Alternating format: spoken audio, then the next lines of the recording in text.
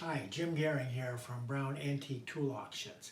What we have here today are two very early cast iron plow planes. Now, plow planes, of course, are designed to cut a groove in a plank a certain distance in from the side of the plank. So their distinguishing characteristic is generally they have a fairly narrow cutter here, which cuts the groove, and a fence that rides along the edge of the plank to regulate how far in from the edge the groove is cut. Like all planes, for most of the early part of the 19th century, they were made of wood. This is one of the earliest examples of an iron version. This particular type of plane was patented by a guy named James Silcock in England in the 1840s. So it was an English plane, although they are found frequently in the United States or certainly sold here and possibly even manufactured here.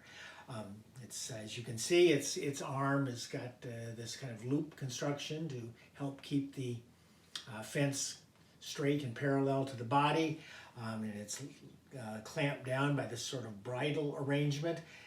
This one is in really nice condition. The only caveat I would give you is that the original Silcock planes always had a thin brass plaque here, right here on the side of the fence with his name on it.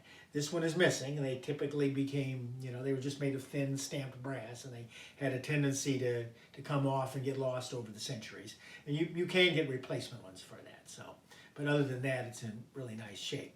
Along with the Silcock, though, we've got a much rarer plane, and that's the plane that was manufactured at about the same time, back in the 1840s, by a guy named Elihu Dutcher in Vermont. This is such a similar design that there has been speculation that he may either have had some kind of an agreement with Silcock, or he may have just ripped off the design, which happened quite a bit back in those days. Well, you see there are definite differences, although the Silcock has got this kind of looped iron arm here. Dutcher went with kind of a heftier single iron arm, which is clamped down by set screws both on the body and on the fence. Other than that, they're very similar. The Dutcher planes are always have the word patent cast into them, but we have never found a patent.